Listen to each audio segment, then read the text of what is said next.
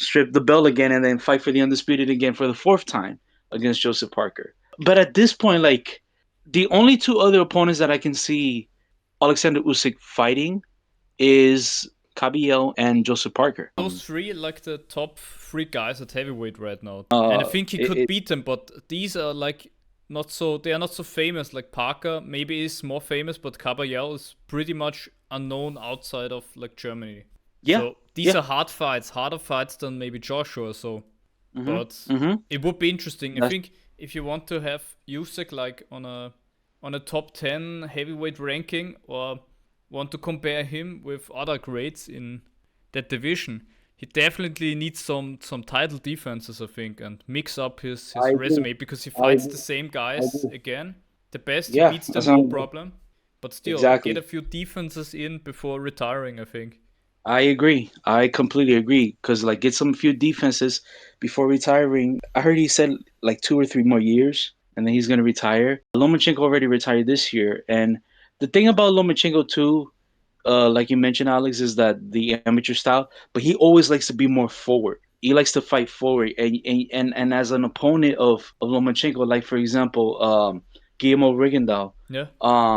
you have to fight backwards, and it's tough because. And what Teofimo Lopez did basically to beat Lomachenko was because he was fighting inside. Like he had to get up on his face and space out. And that's the thing with most of the Ukrainian fighters. They like to space out and they like to be in a box, in the pocket to attack. If you make a mistake, like what Dubois did leading his right hand, Usyk came for the kill and basically destroyed him.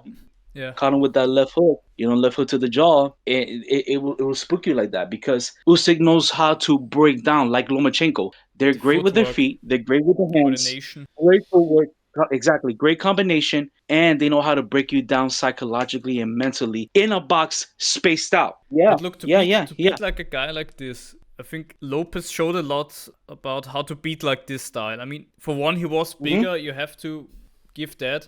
He was bigger. He was strong. He was a good puncher. But I think the main Right. thing, he was also very coordinated. He has a great coordination, Teofimo. Great coordination. And Yeah. he every time Loma would shift his footwork, Lopez would kind of frame him and shift with him and nullify Yeah. like that move. And it's It's hard to kind of do that sad. at heavyweight. Yeah, I Daniel agree. It's Dubois kind of doesn't have this footwork. He's quick, but he doesn't have this coordination to do that, to shift. exactly to shift.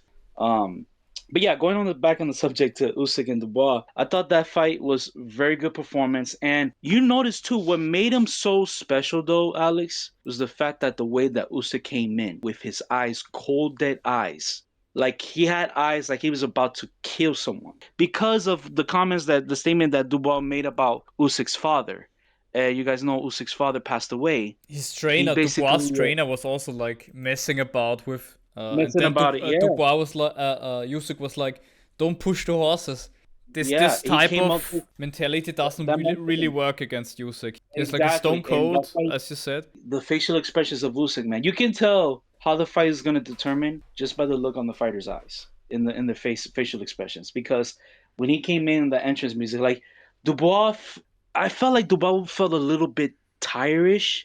I guess I've heard rumors out there from different videos that was partying too much the night before. Wasn't And Dubois is he kind of wasn't always he a felt too strange cold. guy too. I think Yeah, maybe we yeah, overanalyze like stuff, like you can't analyze like someone like Dubois who's very like awkward and yeah. analyze him He's like a very normal awkward. guy. I think it's true with the partying and stuff. I think very silly Yeah, move. But he also yeah. It did the was. same with before the Joshua fight. So maybe it was like for him, oh, when I partied and knocked out Joshua, let's do Yeah, it again. Maybe like exactly. a silly thing from Yeah, him, yeah, yeah, yeah, yeah, and it was, and, but and not living honestly, the it athlete's life for sure. It's not good exactly. before a fight. I agree. I agree, and that's the thing because it's like you cannot party before a fight. You cannot be coming in cold. You got to be hot. It's like we're gonna be talking about the subject with my boy Xander Sayas later, where he came in hot and he got a little bit warming up before the fight even started. Like he came in hot and fired up and ready to go. Like Dubois looked like he didn't. Dubois to me looked like he didn't came. He came in cold, didn't look good, and you could tell the difference who was gonna win the fight just by the facial expressions and the eyes of Usyk. And now Usyk is the three-time. Think about this, Alex. We're going to have, for the first time in boxing history this year, 2025, two men. Two men. You have Usyk is going to be a 3-time undisputed champion. Usyk is a Good 3-time record. undisputed champion. Right? And then if Crawford beats Canelo, Crawford's going to be a 3-time undisputed champion. And they Which is both also won. incredible. But I think Yeah, exactly. maybe Usyk's. I think this is kind of maybe unheard. I mean, Usyk has Yeah. already achieved it. For Crawford, if he does it, we can compare again. But for now, I say Usyk, for his record and so on, he impresses me more, I have to say. I Honestly. agree. Me too. Because he basically cleaned out undisputed in cruiserweight, and now twice he's at heavyweight. That's insane. And now I think it's a Crawford good is doing the era as same well. thing. Good Yeah, era. And the best exactly. cruiserweight That's division another that thing. there's ever been. So, and he cleaned out Oh, no the question. strongest cruiserweight division. Mhm. No Yeah. problem. Unlike which we're gonna get to the subject later. Unlike Holyfield, where that cruiserweight division only had Dwight Muhammad Qawi and Matthew Saad Muhammad. That was really only the two guys that that were the best at the cruiserweight division, other than Evander Holyfield. But like you say, it was a great era in the cruiserweight division when Usyk was fighting, and then to clean out basically the heavyweight division. Yeah, he did fight Tyson Fury twice, and he defeated Joshua twice, and now he's defeating Dubois twice. So at just 8 fights at heavyweight, he's already achieved twice the undisputed supremacy. Yes, he's also won the undisputed championship, but Usyk won it 3 times. I mean, Usyk did it twice, and Usyk became undisputed champion twice. It's also Both, like the I would depth say, of resume that's incredible. exactly I mean, when too. Holyfield was in cruiserweight, the cruiserweight division was like a new thing, so it wasn't very No thing. established. Exactly. There were Yeah. not many sanctioning bodies even with titles in the division.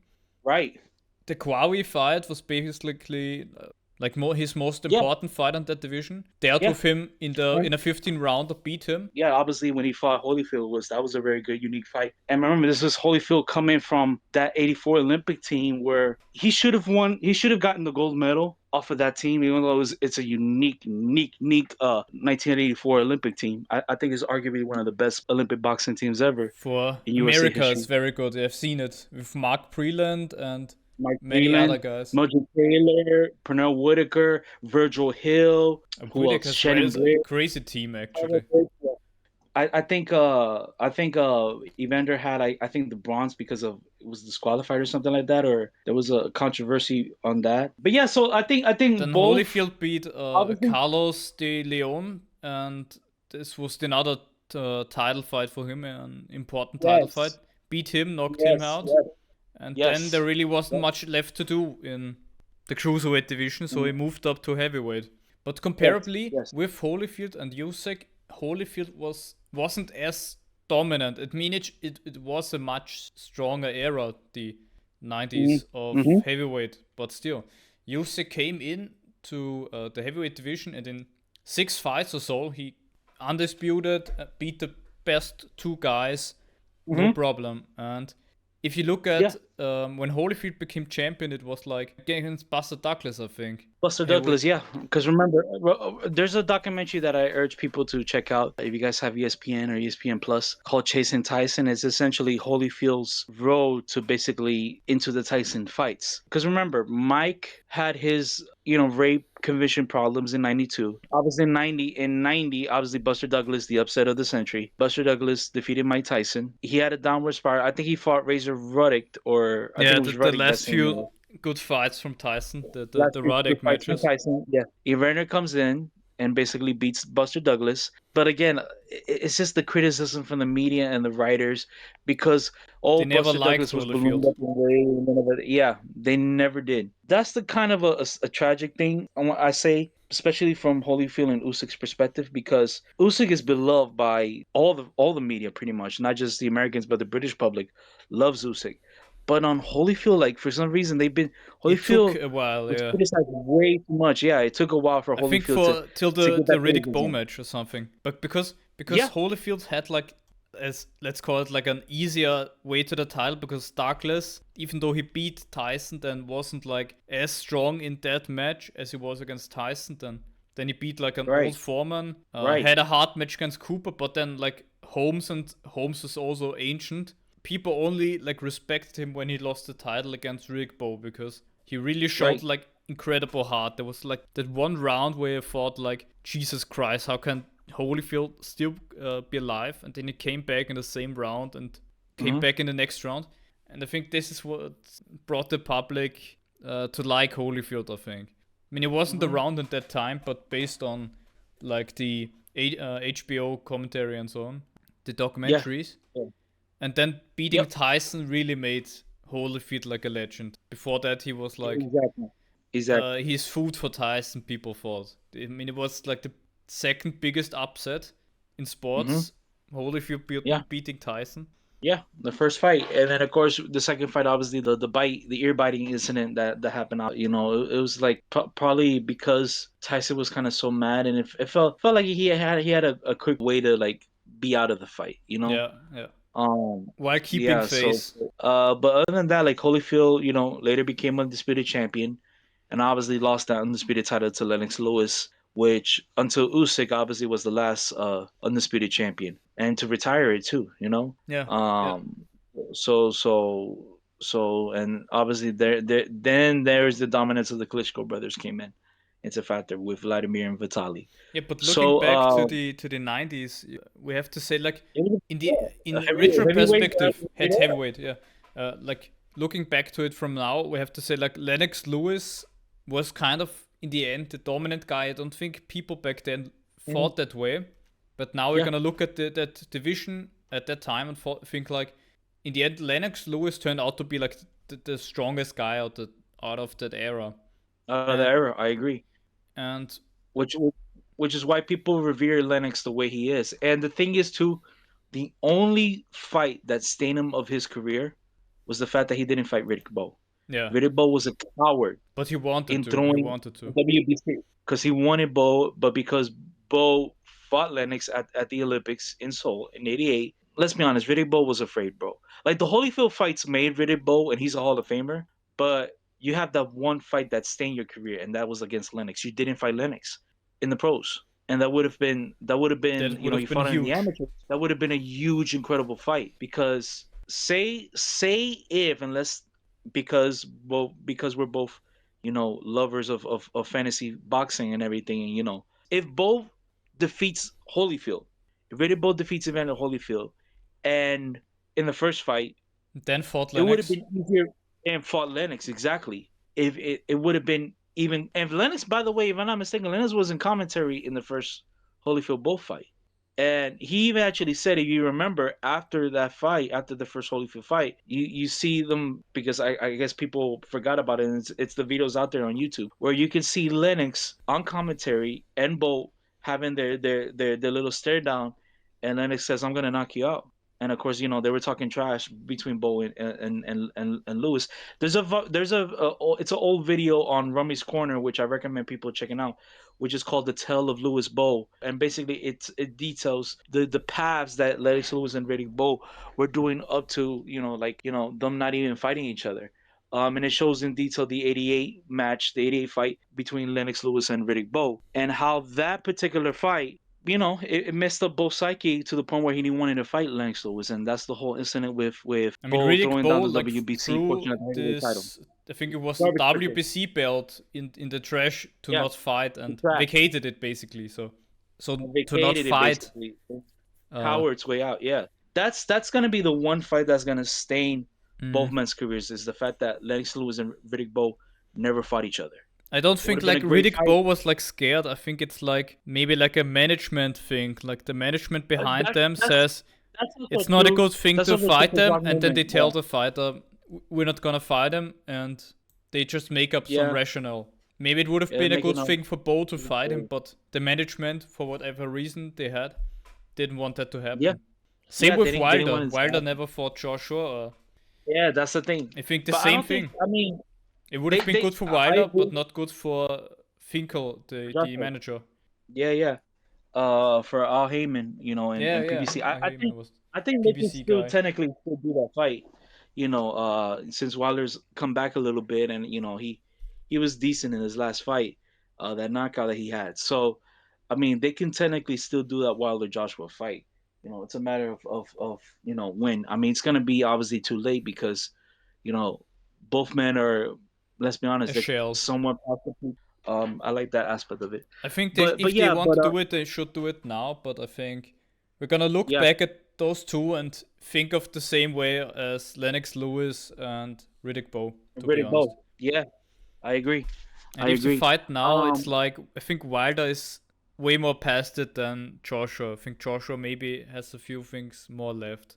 mhm, He mhm. showed a lot of heart against Dubois, that I have to say. Yeah, I agree. He never I really did agree. in I his agree. career since the Andy Ruiz loss, but against Dubois, he really tried to win that one really hard, and I think, and we haven't seen him fight since. Maybe this really it must have done a lot of damage, like psychologically. He pulled up together Mhm. his all his forces, tried to beat Dubois this time. No, I'm not gonna quit like against Ruiz. Yeah, Put all yeah. his forces, but then got knocked out cleanly. And his punch resistance is gonna be even worse. But Yeah, physically, I he's agree. better than Wilder. I think he's also I younger. agree. I think he's also I younger. agree. Yeah, yeah. Which of course, I mean, obviously Joshua can still contend.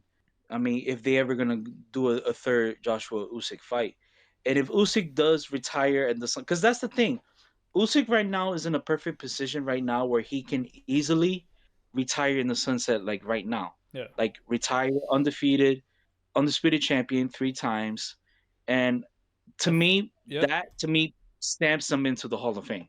for That sure. stamps him into I connoisseur. think right now you He's could put him a top lock 10 for connoisseur easily. easily. It's just like I think the And hardcore fans who want maybe one or two or three fights with some title defenses and see him against yeah, other guys, not just the same like the casual fans want British to see guys, him the same a British third guys, times yeah, against Fury. Like for us, it's maybe boring. We've seen him beat Fury two many times. times, yeah, many Let him times. fight And someone don't get me else. wrong, like I would love to see him fight a Joseph Parker or Big Baby Miller in the states in America, like him fighting in Madison Square Garden or fighting at the MGM Grand in Vegas, you know. Yeah, Because I would love to see Usyk fighting in that American condition, you know, because true, true. you He's fight always in basically UK and all the time in Europe. In the UK, yeah, always in the UK, always in Europe. And don't get me wrong, I love the UK boxing fans. They're they're even more as passionate as we are. And you obviously being the European boxing fan, it's basically the second biggest sport other than soccer because in the people UK. love Yeah, to see a very good fight. boxing is big in the UK. You see Yeah, it it's also with very the big. YouTubers. They pick up boxing for making money, so to say. How the boxing market is, and people love to see a very good big fight, and people want to even see the storytelling too. I always talk about storytelling when it comes to pro wrestling because apart from boxing, I also cover pro wrestling, and we talk about the storytelling of that. So, what's the story behind these fighters? And people love to see that. That's what made HBO 24/7 so good, because we get to see the fighters in their They personal put lives it and like a in narrative. preparation for the fights. You knew the guys who were fighting. You had like a bit of an Yeah, insight. I liked it as well with exactly. the episodes.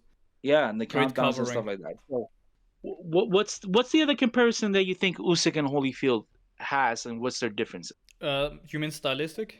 stylistically? Yeah. Usyk is a southpaw, and Holyfield, of Hmm. course, not. But the one thing they have in common, I think, is they're very good at pressuring. They give Hmm. no once they got you, they give you no room to breathe. So Right. they stick Right. it on you. Yeah. Both are Yeah. like a different combinations, different concept, but mentally they are kind of similar in that way. I think Yeah. the way they I have agree. no fear, and go No fear. forward, and they Yeah. would try Yeah. to take you And that's out. the Even thing. they're not the strongest punchers. They don't. They're not the quickest. Maybe I think Holyfield maybe is a bit quicker than Usyk even I in agree. combinations. I agree. But they have I this agree. kind of mentality. I go forward. I Go do forward. whatever and take you out of there. I agree. I agree. We talked about this earlier. With Zagit Kabiel and Joseph Parker. What do you think about this new era of heavyweights right now? What I wanted to also put in is that I think Usyk kind of broke this era of, oh, there are only the huge heavyweight can succeed. You need to be like 240 pounds and that tall. I think somebody like Usyk really showed, if you like, it doesn't matter if you're a smaller heavyweight. I mean, Usyk is also huge, same size as Hmm. Muhammad Ali, also shares the Hmm. birthday. Yeah, that's the thing. They share the same birthday, Funnily. same height, same size. But now he's Both considered both small, Olympic gold Usyk. medalists. But Yeah. there are many like smaller heavyweights now coming into the division, and I think it's a good thing. I think it's more entertaining if they're also more smaller and better coordinated guys Hmm. who come in. There's this one American Olympic guy. I didn't think he won anything. I think he won silver or something. Who is like a top rank. Torres, Richard You Torres Richard Torres. Okay. Jr.